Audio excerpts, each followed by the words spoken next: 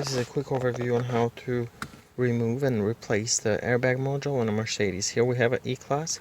The airbag module is right down here under the ashtray. So what you'll do is you first set the parking brakes. Make sure there is no risk of the vehicle rolling, because we'll move the shifter into neutral. Let's start with that. Open that.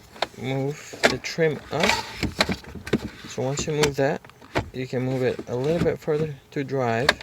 Now during this whole procedure, I'm still keeping the brakes pressed just in case, so the vehicle doesn't roll. Here, this simply comes up like this.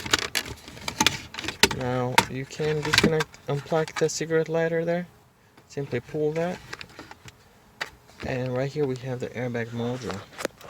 Now the important thing here, before you disconnect it, you want to make sure you turn off the ignition. You disconnect the battery. Make sure that you unlock that plastic piece, that green piece right there, that will allow you to unengage that connector, and then you can move that connector back. Then you have these torque bolts right here, 1, 2, and you should have 1 or 2 on the back as well. So then you can remove this. Now to the airbag module, it needs to be coated. If you're installing a new one, it needs to be virgin, meaning that it can't be a used unit unless it was flashed and your VIN number was written on the used one.